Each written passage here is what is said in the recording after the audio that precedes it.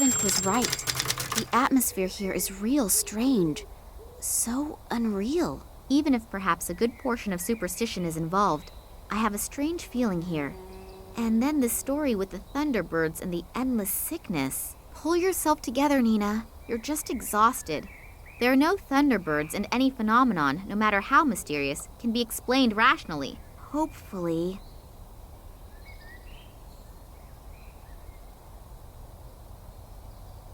That must be the site that the old man spoke of. My father started his expeditions from here. Maybe I'll find an explanation here of how the events of the past link with the kidnapping of my father.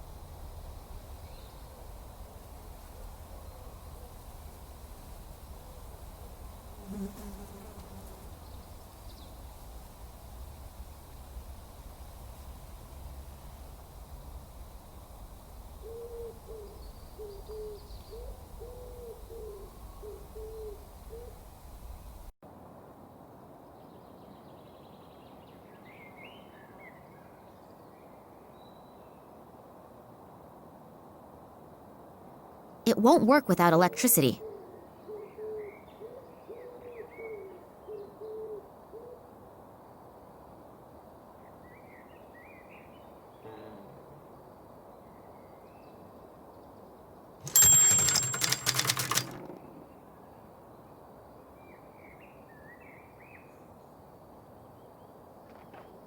There is nothing special to see, but then again, it is pitch black in there.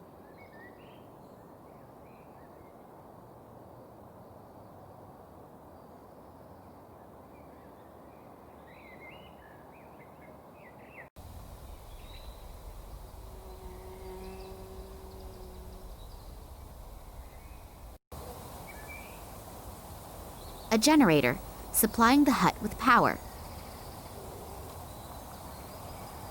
There is obviously no more fuel in it. That would have been too good.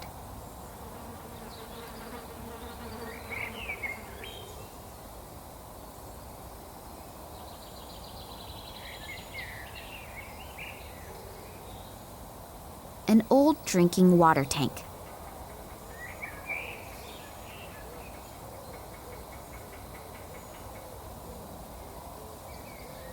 The rag is soaked through.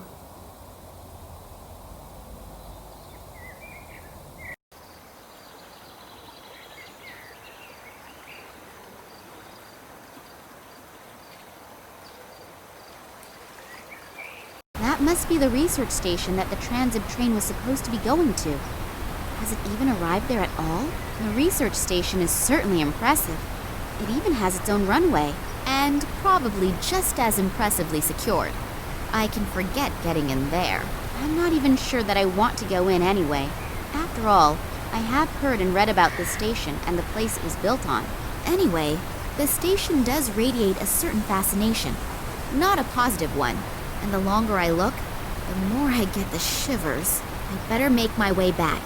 There's a lot to do, and I still don't know what secret out of Daddy's past is concealed here.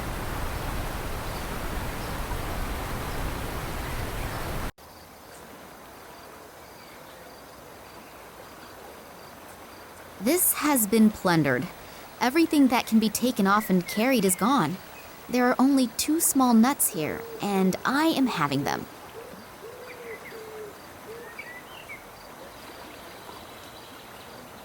There still seems to be a bit of diesel oil in there.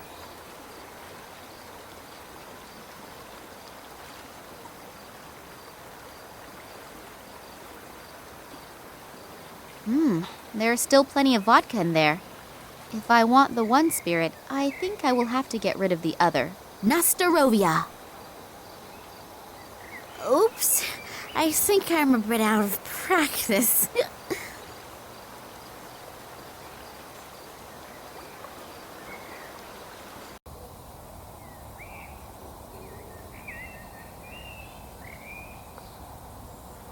That's what I call quality craftsmanship. Over 50 years old, and it still works like it did when it came out of the factory.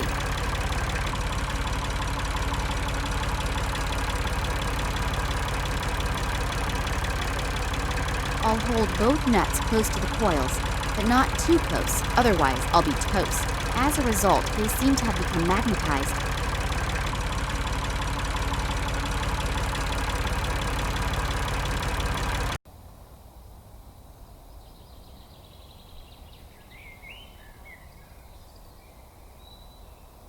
As an obedient little housewife, of course I know what my duties are. There, finished. Shall I make dinner now as well?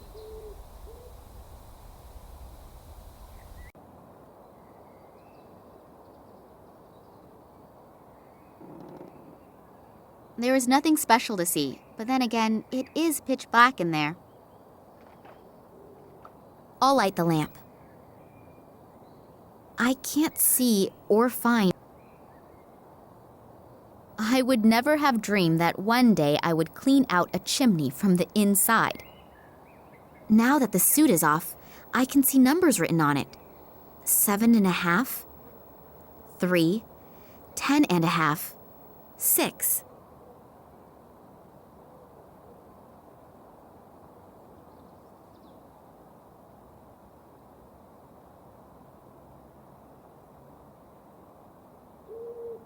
That's strange.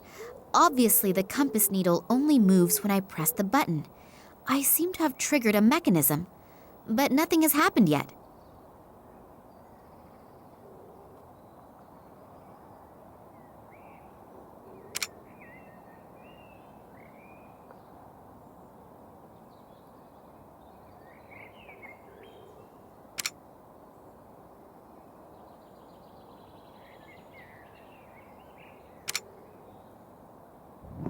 Secret compartment.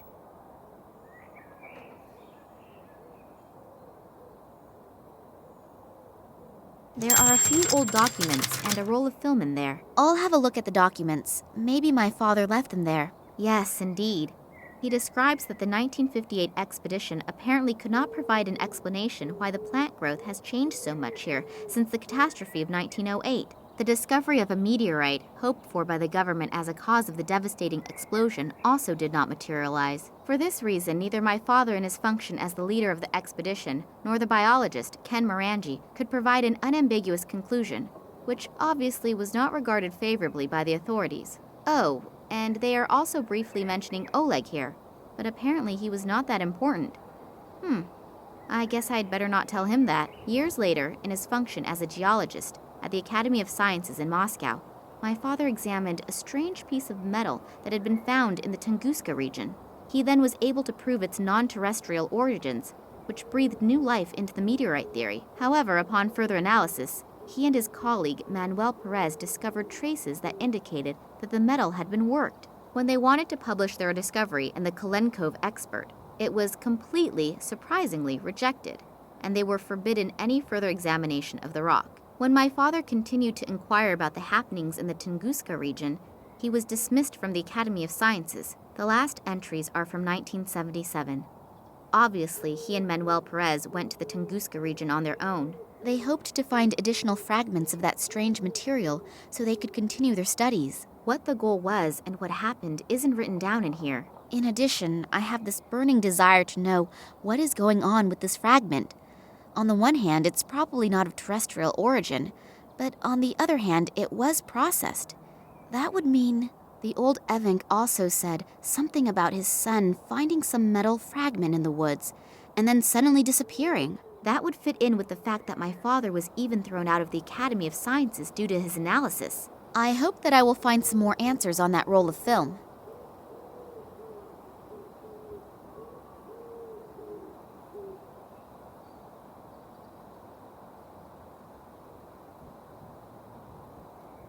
Damn, the bulb has burned out.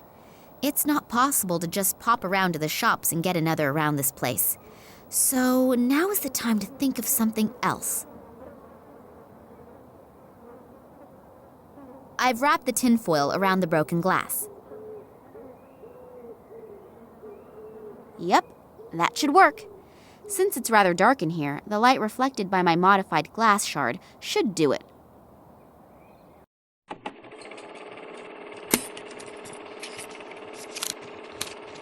So, Manuel, the camera's rolling. Please excuse me for a moment. I'll be right back.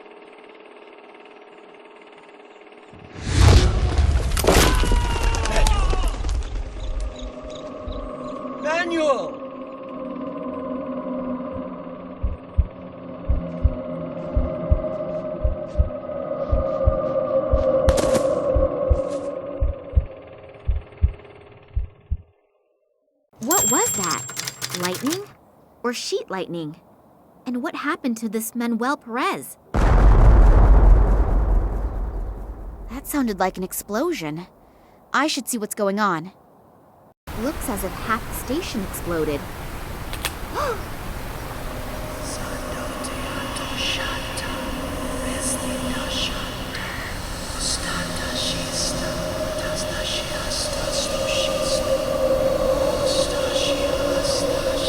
Come on, come on! Move your asses! The intruders have to be around here somewhere. We'll get them. Spread out. Oh, my head. What was that? Feels like someone sifted through my thoughts. There's someone up there. Get them! Damn. I have to get away from here.